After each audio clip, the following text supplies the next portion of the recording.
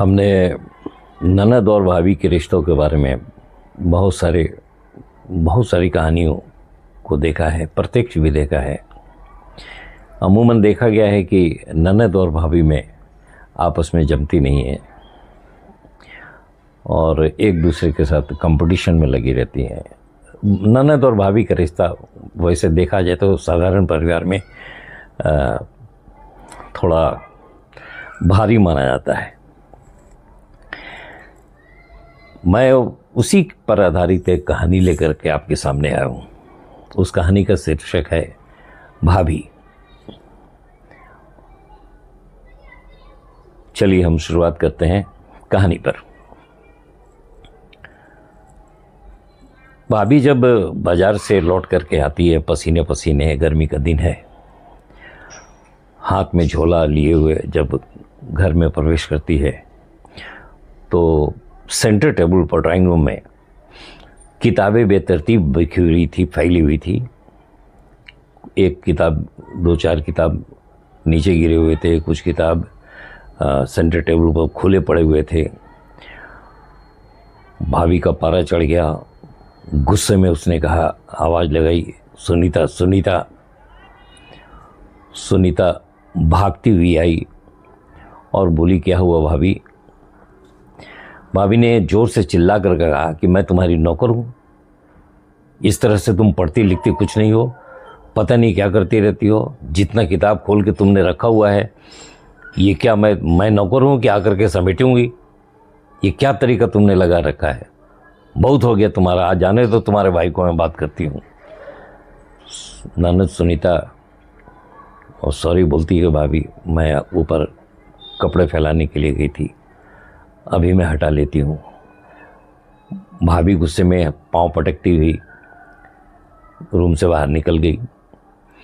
सुनीता ने जल्दी किताब को संभाला और टेबल को ठीक करते हुए, कुर्सी को व्यवस्थित करते हुए वहाँ से पुस्तकों को उठा के चली गई। शाम का वक्त है।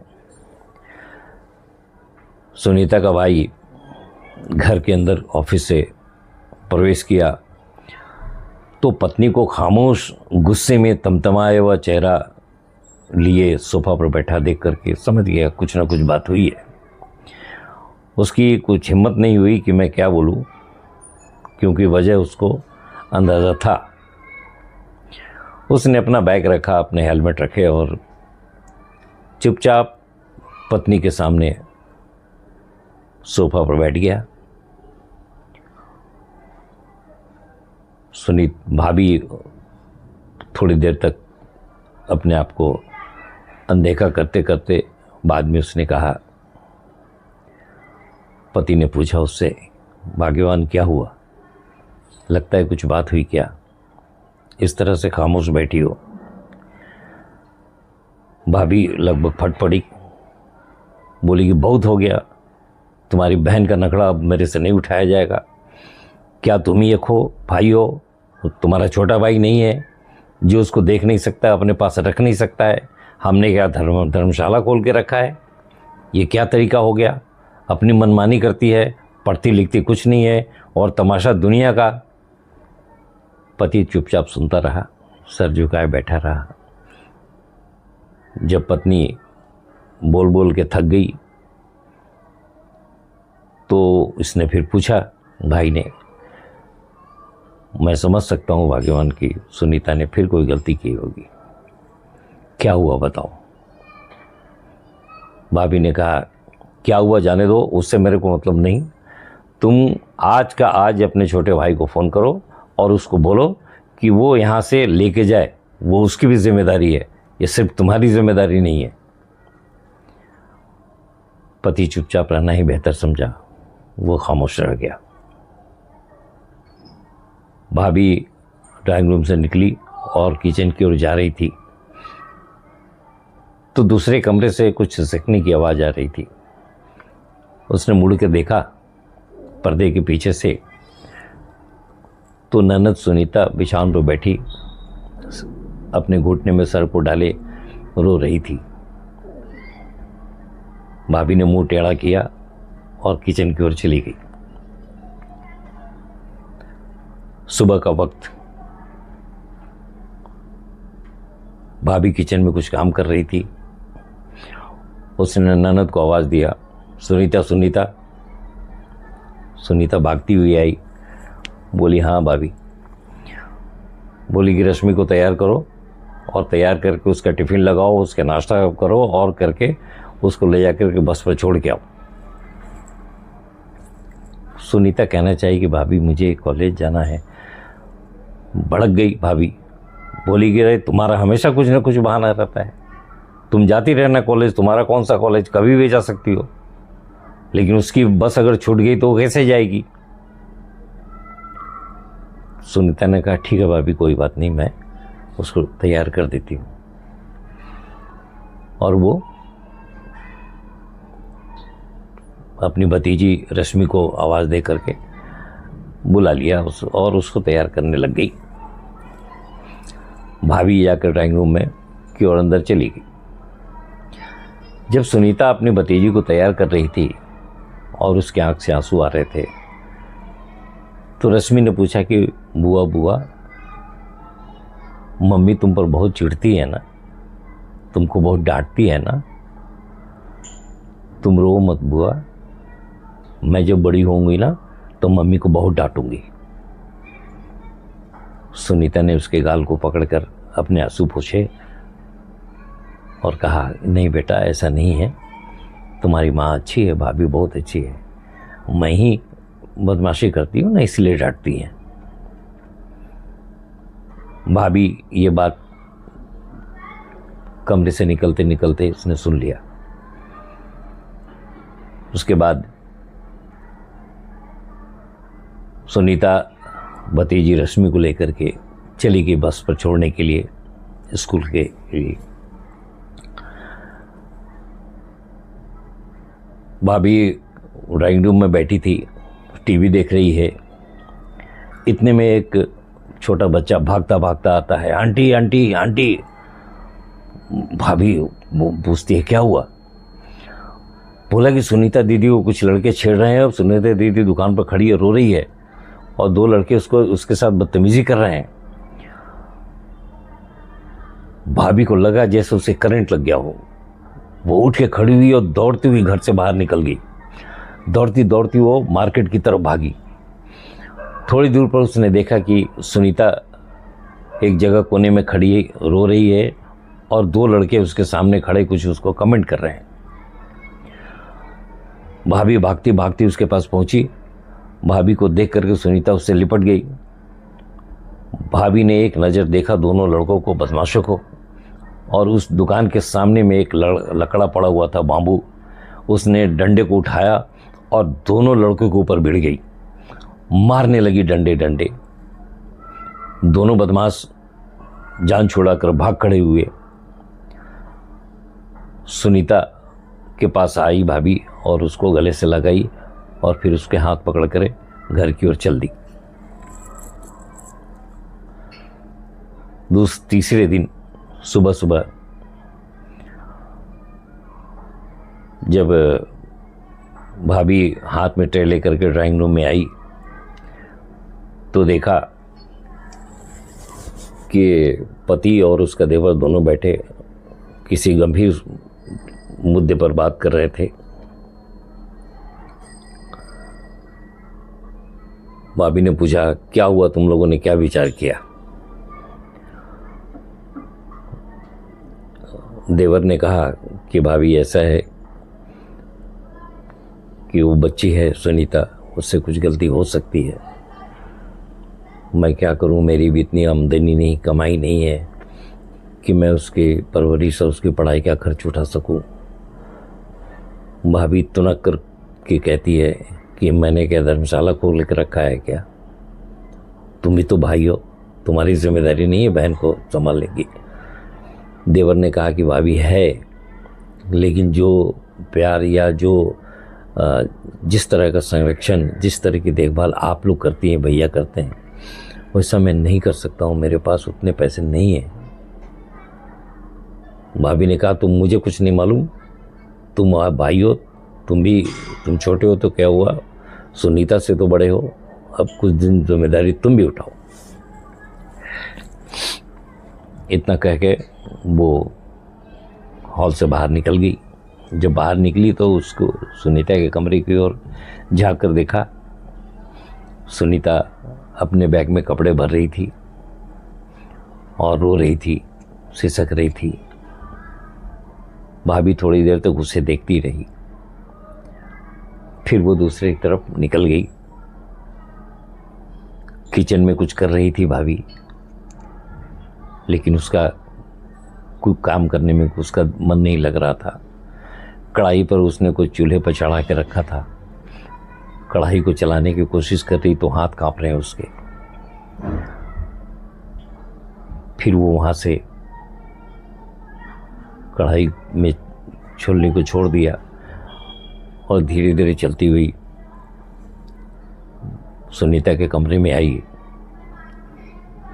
सुनीता ने चुपके से आंसू पोंछे और कपड़ा तैयार करने लगी, बैग में रखने लगी। भाभी गौर से उसे देख रही थी। भाभी ने पूछा, क्या हुआ, तुम्हारे कपड़े लग गए, बैग तैयार हो रहा है तुम्हारा?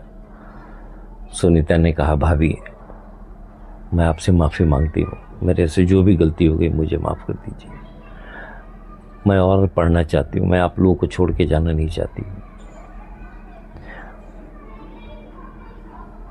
तो बोले, भाभी ने कहा कि भाई तुम तो ठीक है, जितना हमारे यहाँ रख सकती थी मैंने रखा। तुमको मालूम है कि तुम्हारी भतीजी भी है, उसका भी परवरिश है, और मैं अकेले पड़ जाती हूँ, मुझे काम, तुम्हारा पढ़ाई लिखाई है, थोड़ा छोटे भाई के पास भी होना चाहिए, छोटा भैया तुम्हारा है, उसके पास भी तुमको तो खुद ध्यान रखना चाहिए। तो सुनीता बोलती है कि भाभी भैया दोनों प्लान कर रहे हैं कि मेरी शादी कर देंगे। भाभी ने गौर से देखा, शादी? सुनीता बोलती कि हाँ, वो लोग तो मेरी शादी करना चाहते हैं, मुझे पढ़ने नहीं देंगे। भाभी ने कहा कि ठीक है, ठीक है, जाओ, बस का टाइम हो गया, रश्मि को लेके आओ बस स्टॉप से, और ठीक से जाना और ठीक से आना। सुनीता ने आंसू पोंछे और कमरे से बाहर निकल गई। भाभी थोड़ी देर तक बैग को देखती रही। बैग को उसने खोला और सुनीता ने जो कपड़े लगाए थे बैग में, एक एक करके उसके सारे ड्रेसेस निकालने लगी और निकाल करके अलमारी में फिर वापस रखने लगी। उसने पूरा बैग खाली कर दिया, सारे कपड़े उसने अलमारी में लगा दिए और वहाँ से चल करके वो ड्राइंग रूम में आई। दोनों भाई खामोश बैठे थे। भाभी भी जाकर उन लोगों के बीच बैठ गई। उसने कहा कि मैं क्या सुन रही हूँ, आप दोनों सुनीता की शादी करना चाहते हैं? छोटे भाई ने कहा कि तो क्या करूँ भाभी, मैं यहाँ कोई कॉलेज नहीं, मेरी स्थिति नहीं उसको पढ़ाने के लिए, और आप रखने को तैयार नहीं उसको। मेरी नज़र में एक अच्छा लड़का है, ख़ानदान का अच्छा है, शरीफ लड़का है, क्लर्क है, भैया से मैंने परमिशन ले लिया है और यहाँ से जाते बराबर 1-2 महीने के अंदर उसकी शादी कर देंगे। भाभी अचानक भड़क गई, ये क्या बात हुई? तुमको पढ़ाने के लिए ले जाने के लिए बात कर रही हूँ मैं, तुम शादी की कहाँ से बीच में बात आ गई? उसकी उम्र है शादी की। अब पति के बोलने की बारी थी। पति कहता है कि अरे तुम उसको रखने को तैयार नहीं, तुम्हारी उसके साथ जमती नहीं है, छोटा भाई लेके जाने को तैयार है, उसकी किस्मत बनाने को तैयार है, अच्छा लड़का है, अच्छा खानदान है, उसकी शादी कर देगी, झंझट से बच जाओगी ना, तुम भी बच जाओगी, ये भी बच जाएगा, हम भी बच जाएंगे, जाने दो उसे, आखिर एक ना एक दिन तो शादी करनी है ना। छोटे भाई ने कहा कि भाभी, माँ को मरने के समय में हम दोनों भाइयों ने वचन दिया था कि सुनीता जो भी करना चाहेगी, जितना पढ़ना चाहेगी वो पढ़ाएगी, लेकिन अफसोस हो रहा है कि हम उस काबिल नहीं, मेरी स्थिति ऐसी नहीं और आपकी स्थिति भी ऐसी नहीं कि ज़्यादा रख सके। एक ही रास्ता है कि उसकी शादी कर दें। भाभी ने जोर से कहा, ये कौन सी अक्लमंदी की बात आप दोनों कर रहे हैं? ठीक है, हमारी उसकी नहीं जमती है, किसी भाभी ननद में नहीं जमती है, हमारी भी नहीं जमती है। इसका मतलब ये थोड़ी कि मैं उसकी दुश्मन हूँ। उसके ख्वाब हैं, उसके सपने हैं, वो पढ़ना चाहती है, आगे कुछ अपने पाँव पर खड़ा होना चाहती है, और शादी की उम्र कौन सी है?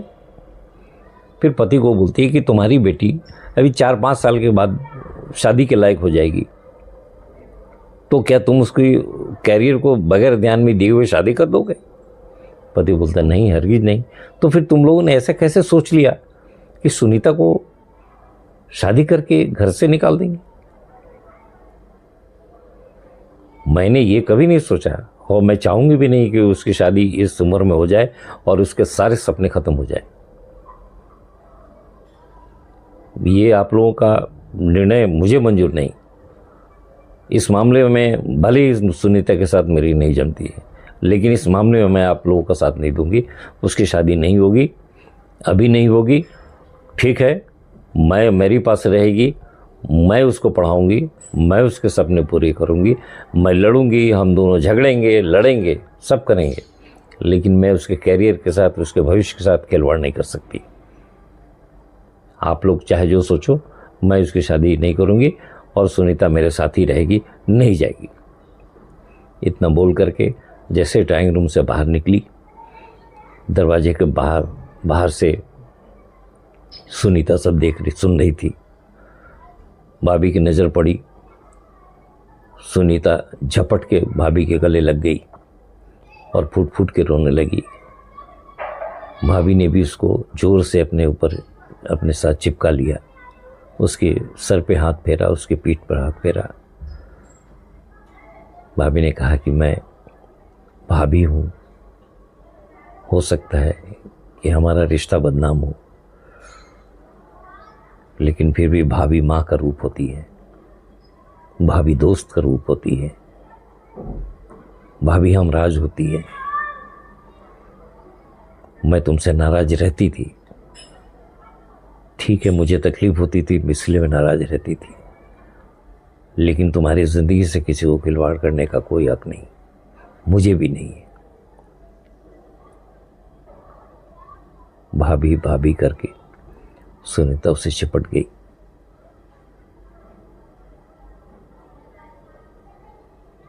यही कहानी थी। धन्यवाद।